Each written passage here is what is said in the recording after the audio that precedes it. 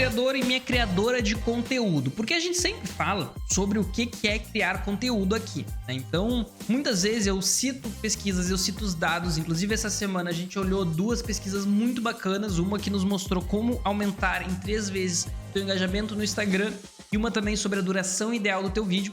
O que a gente pode tomar de decisão e conclusão a partir disso é que as pesquisas elas conseguem nos orientar a tomar ações de uma forma muito alinhada àquilo que a pesquisa concluiu e, consequentemente, alinhado, se a conclusão, né, está alinhada aos nossos objetivos, assim a gente consegue nos alinhar. Então, eu cito muito, eu digo assim, né, gente, aí pra quem não me conhece, né, olha aí, eu não me apresento, muito mal educado, né, eu me chamo Felipe Severo, eu sou publicitário, mas eu estou mestrando em comunicação e eu digo isso porque neste caso específico é muito relevante para também qualificar um pouco a análise dos dados que a gente vai estar fazendo aqui. A gente fala todo dia de criação de conteúdo, porque é minha área de pesquisa, é minha área de especialização, eu esqueço também, né, que eu tenho a minha pós-graduação em influência digital, conteúdo e estratégia. Sou bolsista em tudo isso aí, tá? Tenho muito orgulho de dizer que eu recebi todas essas possibilidades de estudo com bolsa. Fugi do assunto para dizer que hoje, o papo de hoje é sobre dados e insights de influencer marketing no Brasil. Eu não gosto muito desse influencer marketing, esse estrangeirismo. Para mim, a gente pode chamar marketing de influência, tá? Não precisa chamar influencer marketing. Mas a gente vai dar uma olhada no que é, como que é hoje esse mercado. Não sou muito a favor da lógica mercadológica, de olhar para isso aqui como, investimento, pra gente ter muito resultado, pra gente bater os objectives, pra gente bater as metas no briefing, nos insights, mas sim para olhar um pouco como representação, primeiro, da nossa categoria, né, que somos nós que trabalhamos com criadores de conteúdo. O marketing de influência, ele, desse jeito ideológico que ele é construído, dá a ideia de que ele é formado somente por ou influenciadores, ou agências, ou o meio termo entre isso, sem dizer que dentro dessas grandes denominações, influenciadores, agências, são trabalhadores, são pessoas que trabalham com esse segmento, que é o marketing de influência, que é a criação de conteúdo na sua essência. Então, a gente olha isso aqui para identificar um pouco a nossa categoria. Como tá a categoria, como eu tô colocado dentro dessa categoria. Porque se eu trabalho com criação de conteúdo, claro que essa pesquisa ela vai focar muito no influenciador, mas vai nos ajudar a entender um pouco de forma geral, porque, querendo ou não, o tamanho do influenciador também está relacionado ao tamanho da equipe que ele tem. Então, o faturamento também dá para ter uma ideia do tamanho da equipe, da proporção dentro do mercado, de quais são grandes, quais são pequenos. E já tô me enrolando, bora lá dar uma olhada, porque, primeiro, passar os créditos, tá? Isso aqui é uma pesquisa feita... Opa, abri o link errado, agora abri certo. Pela Influence Me, junto com a Opinion Box, tá? A Influence Me é uma plataforma de marketing de influência. A Opinion Box eu não sei exatamente o que é, mas para passar a referência correta, é um material disponível gratuitamente, tá? Então aqui, quem quiser só pesquisar dados e insights de influência marketing, ou aqui na descrição a gente sempre tem as fontes de tudo que é falado nos conteúdos. E vamos lá. Então o que tem aqui nesse material? Tem toda a introdução, tem a metodologia, tá? Que daí a gente vai passar um pouco mais rápido. E aí tem os resultados aqui focado nos influenciadores, para os assessores, que é esse meio termo aí que eu achei para comunicar, que são as pessoas que fazem essa assessoria aos influenciadores, mas nessa lógica aqui, principalmente focado ao lado comercial, tá? Então parece muito mais a forma que eles apresentam ser pessoas que associaram aí tá difícil, né? As pessoas que são assessores de influenciadores na parte comercial, também tem das marcas e das agências, e aí depois as conclusões dos insights finais. Então, de introdução, vamos passar um pouquinho aqui. Só acho que vale a pena dizer que o Brasil é o 3º país que mais consome mídias sociais no mundo. Claro que a gente hoje acho que é o 5º país de população. Não, de população não, acho que isso é de tamanho. Mas nós somos uma grande população, né? 220 milhões de brasileiros são muito grandes. O nosso mercado interno é muito grande. Então, sim, a gente é um dos grandes aí mercados. E por isso que eu sempre bato que o Brasil, pode, e em certo ponto ele é vanguarda no marketing de influência. Ele não precisa copiar as coisas, quando a gente vê terceiro, a gente fala, pô, mas tem 2 para cima, né? Sim, mas para ter 2 para cima tem um monte para baixo, né? Então é melhor a gente entender nossa posição em toda a lista do que ficar ali olhando nossa posição entre os top 3, porque se a gente olhar pela lógica do top 3, nós somos o último. Se a gente olhar toda a lista, nós somos o terceiro. Então o Brasil ele é muito, muito relevante dentro desse mercado, tá? Aí aqui alguns dados só defendendo o marketing de influência. Eles aqui fizeram uma metodologia de perguntas, tá? E eles consideraram 4 categorias: os influenciadores, as agências, os assessores e as marcas, tiveram 900 respondentes.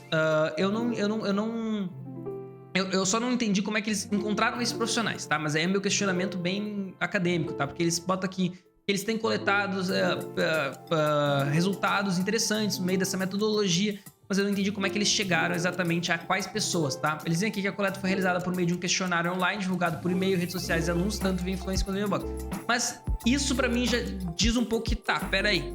Tu não conseguiu fazer que nem o IBGE faz, identificando uma representação do todo. Então eu digo isso pra dizer que os resultados também são influenciados por isso, tá? Eu não acho que isso aqui represente exatamente todos os criadores, com todas as dinâmicas,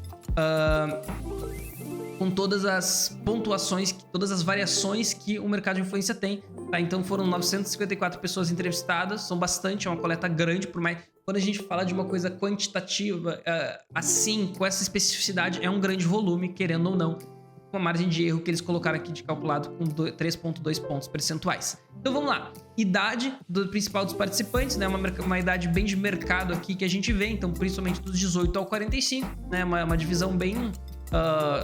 eu diria que bem separada, assim, realmente bem quebrada. Principalmente quem... E aqui eu já digo, tá? Isso aqui é um dos pontos. 61% foi marca. Eu gostaria que isso aqui fosse mais influenciadores do que marcas dessa forma, tá? Mas vamos olhar os dados aqui, para de criticar um pouco, né? Olha aí, eu só critico. Vamos dar uma olhada por quê. Na última pesquisa, de acordo com o relatório, 53% dos criadores de conteúdo acreditavam que o Instagram era a melhor rede social considerando o desempenho do algoritmo. Eu já fico pensando quem são esses benditos que disseram que o Instagram é a melhor plataforma, tá? Eu ainda acho que o Instagram tem muita possibilidade de formato, mas assim, em lógica de algoritmo, eu acho o Instagram uma das menos confiáveis, tá? Junto ali com o TikTok. O TikTok ele não é nem que o algoritmo não é confiável, mas é que o resultado que o algoritmo ele é estável. Agora, o resultado que o algoritmo entrega, ele é instável e bem pouco confiável. Mas o do Instagram muda a dar com rodo, gente. Muda. Porque é muito formato de conteúdo no Instagram, né? Então o YouTube, ele tem o vídeo curto, o vídeo longo. No TikTok, ele tem o vídeo curto, ele tem o carrossel ali. Mas no Instagram é tudo muita coisa. No Instagram, ele tem tudo. Então tem os stories, tem os reels, tem carrossel, tem foto, tem carrossel com música, tem reels longo, tem reels curto. Isso faz com que seja milhões de algoritmos que a gente não consegue decidir um ou outro. Então fica essa bagunça. Eu não acho que isso aqui esteja, assim... Volto a dizer, é percepção média, não é percepção correta, tá? Não é porque a média diz uma coisa que necessariamente se torna verdade, até porque esses influenciadores não tiveram um recorte de, olha, quem são esses influenciadores, né? Vai lá e dizer que tu era influenciador. Então aqui diz, considerando o algoritmo, qual das plataformas você acredita ser melhor para o criador de conteúdo. Instagram com 44%, eu acho que bizarro comparado com a realidade que eu, né, que eu atuo, que eu estudo. Porque pra mim o TikTok tá na segunda posição, de novo é bizarro, e o YouTube tá só com 16,6%. É impressionante pra mim quanto que deveria ser quase que o contrário. Eu botaria o YouTube aqui como principal algoritmo, depois iria para talvez até um TikTok, depois Instagram e Kawaii. Sinceramente, o algoritmo do Kawaii sequer faz sentido, né? Isso já mostra um pouco do recorte de quem respondeu essa pesquisa. Aqui começa a ficar interessante, porque considerando o modelo de monetização, qual plataforma os influenciadores acreditam ser a melhor para os criadores de conteúdo? Para mim aqui o YouTube é disparado, tá? Disparado na frente, ele é a plataforma mais avançada, é a que também dá mais estabilidade. Eu tô abrindo um aspinhas aqui porque é um ambiente extremamente instável, mas o YouTube deveria estar muito mais na frente. Instagram, monetização, Instagram, não sei o que eles enxergam, que o Instagram permite monetização pela plataforma, né? A gente tá falando de plataforma, não de possibilidades comerciais. Eu acho que talvez não tenha ficado claro. O TikTok hoje ele permite, mas é um valor muito baixo, e eu sinto que talvez a interpretação da pesquisa aqui seja, olha, qual plataforma tu acha melhor ali para monetizar? Aí sim, o YouTube é o melhor, o TikTok ele também, mas agora de renda, eu acho que as coisas já mudam bastante. Então, assim como no ano anterior, o YouTube segue sendo a rede social que possui um modelo de monetização mais agrado aos criadores. Aí tem um ponto que é, quando eles olham para a ideia do Media Kit, eu acho bem legal o que eles trazem aqui. Boa tarde, Éder. A ideia de olhar para o Media Kit, porque aqui isso é um pouco que eu critico, tá? Porque é uma pesquisa mercadológica. Então, a pesquisa mercadológica, ela não está necessariamente querendo responder um questionamento, ela não tem um objetivo, ela está muito alinhada com o objetivo de quem fez essa pesquisa. E como a Influence.me, ela é essa plataforma de conectar empresas e influenciadores, ela traz esse objetivo para dentro da pesquisa, fica nítido. Então, tu olhar o Media Kit, né? Então, quando eles perguntam sobre o Media Kit, é uma pergunta muito específica, porque a Influence.me, ela trabalha fazendo isso para os criadores. Então, é uma forma também de defender o próprio serviço. Então, quando perguntado sobre o Media Kit, só 53% deles afirmam possuir um, o que em relação ao ano passado foi uma queda drástica, né? De 67% para 50%. E aí, se tu tá dentro desses 53%, 49,7% que não tem Media Kit, tem um link aqui no canal, eu vou deixar aqui como fazer um Media Kit perfeito de quem faz Media Kit, pelo menos profissionalmente. Há 9 anos eu faço Media Kit profissionalmente, vendendo os Media Kits, então vai dar uma olhada lá se faz sentido pra ti o que eu falo naquele conteúdo, depois de assistir esse aqui, né? E aqui tem uma atualização do Media Kit. Tô passando rápido, gente, porque é muito dado, tá? Então, assim, claro que aqui a gente pode fazer um conteúdo inteiro falando sobre isso. Mas sobre o tempo de atualização do Media Kit, eu acho que isso aqui eu não me preocuparia com o tempo, tá? Porque pra mim é sempre assim, olha, tu vai enviar um Media Kit, tu tem que enviar esse material atualizado. Eu tinha 20 mil seguidores e agora eu tô com 21 mil, eu não vou atualizar. Tu vai atualizar antes de enviar esse material. Não só porque tem um aumento ali de 5% da tua audiência, mas também porque mostra pra marca, pro teu parceiro comercial, pra quem tu vai fazer negócio, que tu tá organizado. Olha, eu tô alinhado, eu tô extremamente atualizado com os meus números, com o material que eu tô te enviando, mas também com o resto das coisas e tudo isso tá conectado. Então, sempre atualiza, tá? Essa pergunta aqui, pra mim não faz sentido tu atualizar de cada 3 em 3 meses, sei lá. Teria que ser uma coisa muito processual, o designer fez pra mim, eu tenho que pagar pra ele atualizar o arquivo, o que sinceramente tá errado desde a essência. Então sempre que tu for enviar, atualiza o teu material. Eles aqui acho que é interessante, né, a gente dizer que quando perguntado se possuem assessoria, 71%, quase 72% dos influenciadores afirmaram não possuir, ou seja, eles próprios se agenciam. E aqui acho que a gente já deveria perguntar o quanto que ouvir os assessores é relevante, né? Sendo que os assessores só representam 30% do mercado, mas tudo bem. A Influence.me vai falar com os assessores, mas aqui é um pouco interessante disso que eu falo sobre ser influenciador. Por mais que tentem dizer o contrário, na maioria ainda não é a principal fonte de renda que as pessoas trabalham com. Aqui é quanto tempo as pessoas criavam conteúdo, acho que ficou extremamente disperso, o que não representa a realidade, tá? No conteúdo, quanto mais tempo fazendo conteúdo, menos criadores vão ter. É natural, porque é um funil, um corte, né? Tanto como empresas, é por isso que uma empresa vai dizer, nossa, eu estou aqui desde 1920. Porque isso é um diferencial, né? Porque querendo ou não, a empresa ter essa longevidade, tem ali uma curva de aprendizado, teve alguma coisa, pelo menos demonstra que faça sentido colocar isso como um dos diferenciais da marca, enquanto a gente vê essa curva, né? Esses dados aqui estarem todos dizendo que está mais ou menos tudo distribuído, né? Porque olha aí, varia de 13% a 20% em uma faixa etária, com grandes dados variando. Então, isso aqui de novo é erro, provavelmente, tá? Eu não posso afirmar, mas parece um erro metodológico de quem que respondeu. Porque se a gente realmente olhar na prática, e eu quero dizer aqui que na prática, quando a gente vê, são menos pessoas que duram muito tempo criando conteúdo. Porque quem dura criando conteúdo geralmente são os grandes criadores ou pessoas que conseguem se sustentar por um longo tempo fazendo isso, seja como hobby ou seja como profissional. Em compensação, muitas pessoas começam a criar conteúdo, né? Então tem sempre ali novas pessoas entrando e novas pessoas saindo. Então era para ter mais pessoas no início e menos no final. Bem menos no caso, tá? Mais de 5 anos, 13% não, certamente é menos, tá? Dos criadores que criam conteúdo por mais de 5 anos. Então, uma comparação com o ano passado, né? Que teve uma variação dos dados. E aqui é um pouco sobre como é que essas pessoas hoje se sustentam. E eu acho isso aqui muito importante, tá? Porque a gente vê aqui que 40% dos criadores de conteúdo que responderam, eles trabalham fora ser influenciador. Então, assim, isso que pode ter tido até um erro também de pessoas que são influenciadores e trabalham com freelancer e tudo mais, mas vamos fazer essas duas categorias. 60% diz que vive com o seu conteúdo e 40% tem outros trabalhos.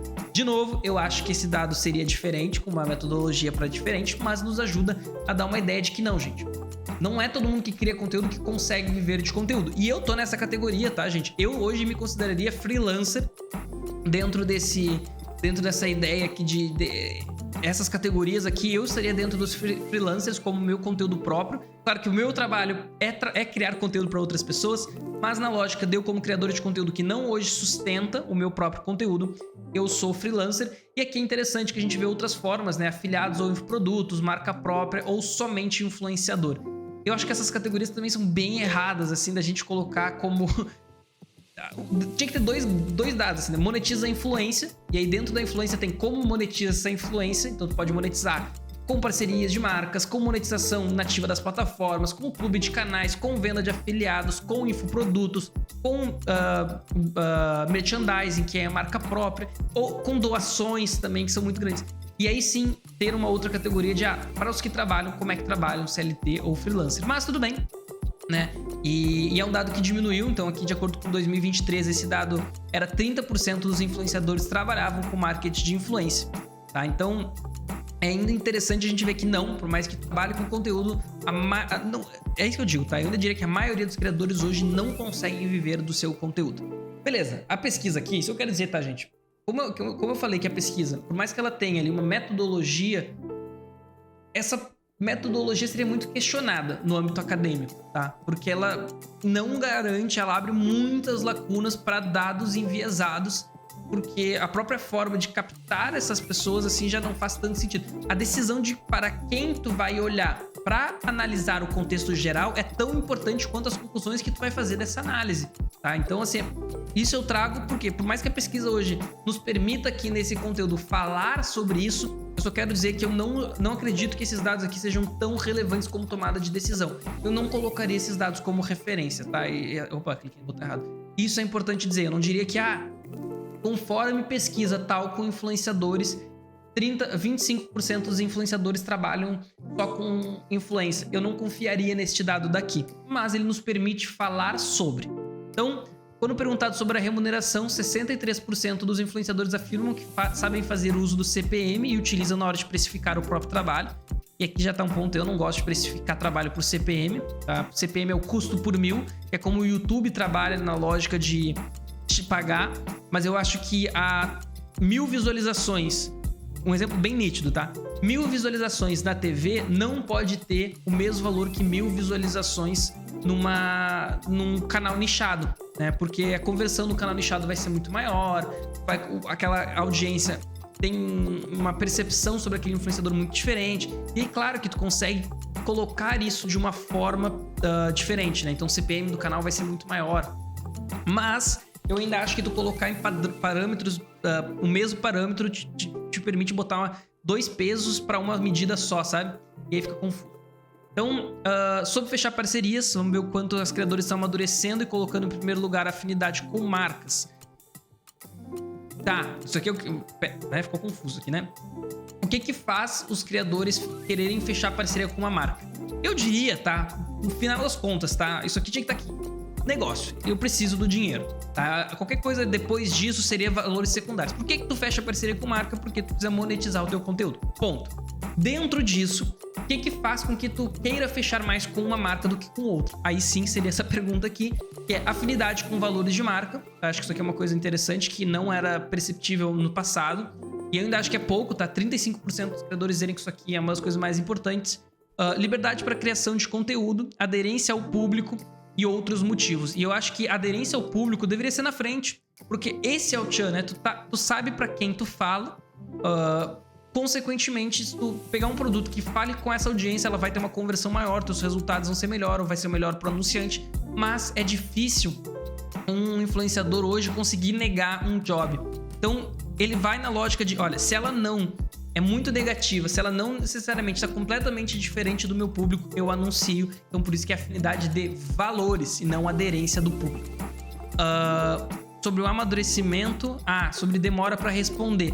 De novo, isso aqui é um pouco da influência me querendo vender a ideia de respostas, de agenciar, né, esse meio de campo. Então, que menos 51% dos influenciadores demoram menos de 24 horas para responder. Acho que não diz muita coisa esse dado. E aqui o que faz eles não fecharem parcerias? A marca não é atrativa, o produto ou serviço não agrega valor e exige muitas entregas em troca. Então a marca quer 15 mil stories, 2, 3 conteúdos por dia e não está pagando o suficiente, basicamente. De novo, acho que não diz muito, acho que é interessante, mas é muito variável de nicho para nicho, tá? E aqui eu achei interessante quando a gente começa a falar sobre renda, né? Eu sempre bato isso para vocês na questão de que, olha, isso aqui, gente, ainda estão só dentro dos que ganham, tá? Se a gente considerar os que não são pagos, esse valor varia ainda mais, porque teria uma outra categoria aqui que é de 0 a 500, que teria a maioria, tá, dos criadores de conteúdo, porque já esse dado já diz isso, né? Então, porque na verdade ele já bota aqui do 0 a 500, né? Eu não tinha visto.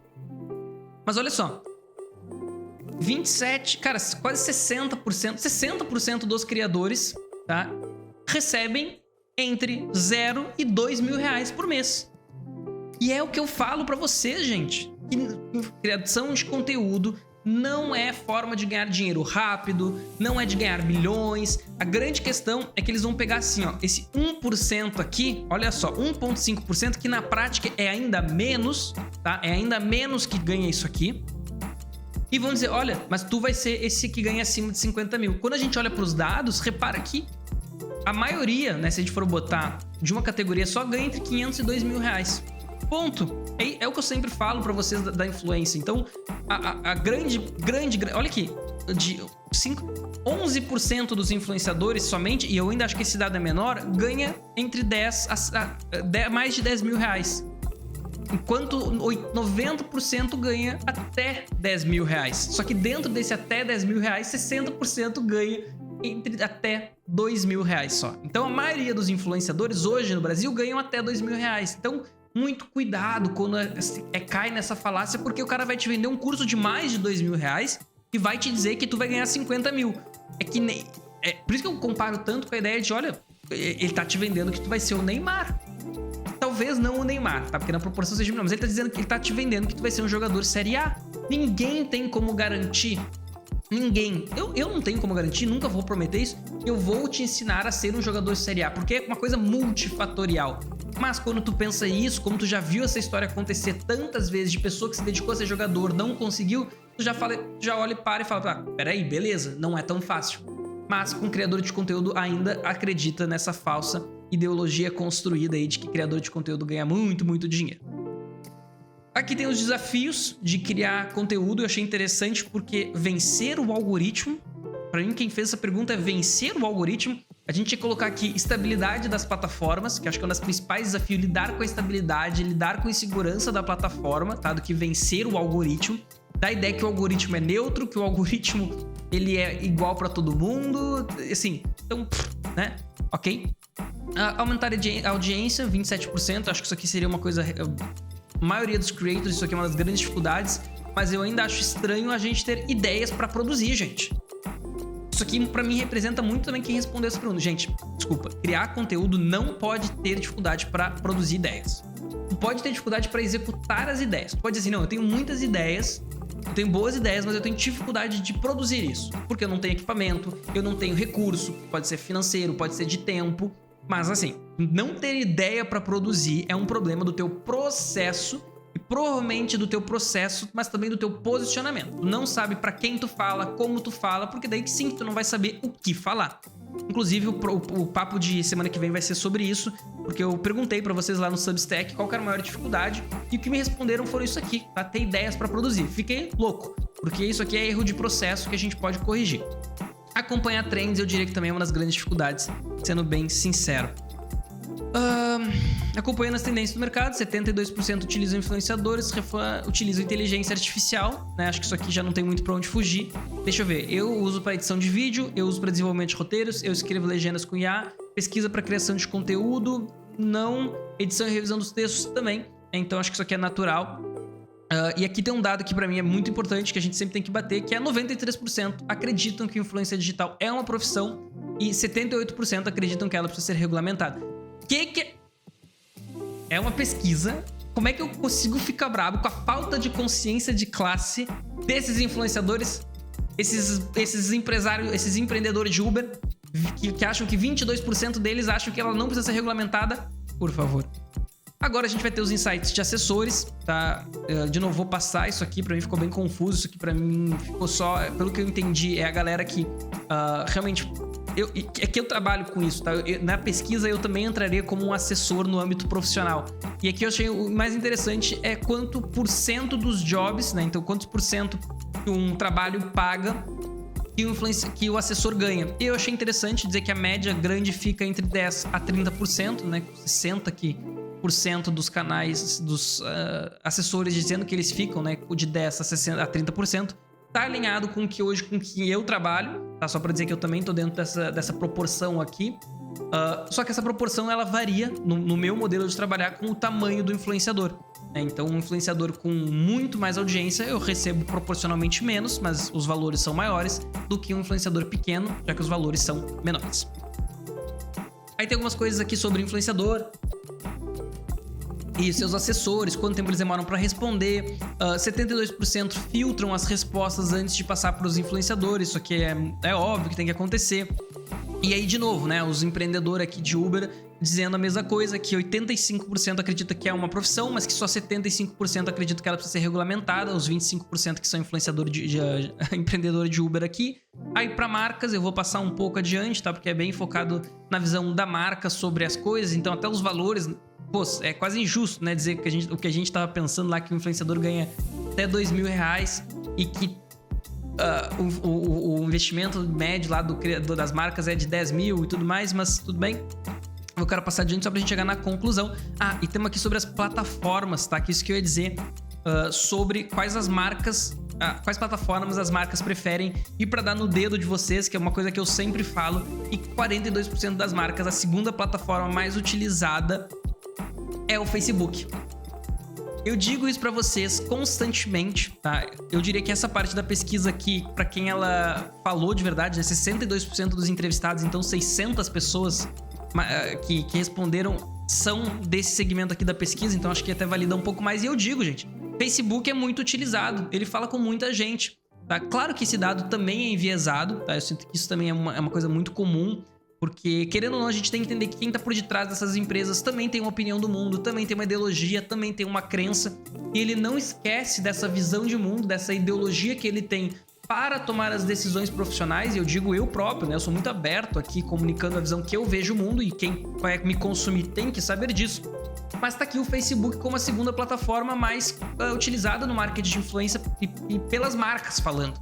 Não é somente eu, o doidão aqui, o pesquisador doidão, que fica falando pra vocês. Mas as marcas também colocam, e aí o YouTube em terceiro, o TikTok em quarto, outros pra baixo e por aqui vai. Não também à toa, tá? Que o Twitter tá em último aqui, que eu falo pra vocês que a instabilidade, a ideologia que fez o Musk comprar o Twitter acabou com os anunciantes lá, acabou com a confiança tanto dos criadores quanto das marcas. E não acreditem nessa falácia que tá sendo passada de que voltou o valor de mercado do Twitter, tá, gente? Lembra que, estranhamente, pensem comigo, o Musk ganhou um dos maiores cargos dentro do governo americano e o valor de mercado da plataforma, que é a cara do Musk, cresceu desse jeito. Preciso que vocês juntem o Tico e o Teco e façam uma conclusão aí, tá? Pra quem quiser olhar com calma, eu só quero ver as conclusões aqui, tá? Pra ver o que é pras agências. Eu não quero fazer as agências, eu quero ver só as conclusões que foram colocadas aqui. Campanhas, faturamento, bababeba, conclusão. Eles colocaram algum dado aqui? Não colocaram. Então é isso, meus queridos. A pesquisa completa vai estar disponível para vocês acessarem. Eu acho que deu pra gente conversar de bastante coisa no papo de hoje. É uma pesquisa que, como eu falei, tem alguns problemas metodológicos, então principalmente na parte de diagnosticar quem são os influenciadores. A gente já tem pesquisas melhores que essa. Eu vou tentar achar uma para trazer aqui para vocês. Mas não deixa de ser útil da gente conversar, que nem eu falei no conteúdo. Eu não considerei isso aqui como uma referência, tá? Muito menos acadêmica, mas nem de conteúdo. Mas, querendo ou não, é uma pesquisa que nos permite conversar um pouco sobre a nossa categoria, sobre esse ambiente todo que a gente tá. Então, espero que vocês tenham gostado. Pra quem tá no YouTube, tu vai clicar aqui pra assistir um conteúdo que o YouTube tá te recomendando, que ele sabe que tu gosta, e aqui pra te inscrever no canal. E pra quem tá nos escutando em qualquer outra plataforma, ao vivo, gravado, em plataforma de áudio, um beijo. Toda segunda, Papo de Creator. Toda quarta a gente tá ao vivo pra reagir e conversar sobre o que a gente tá fazendo e vivendo, que é criar conteúdo. Então, um beijo e até a próxima.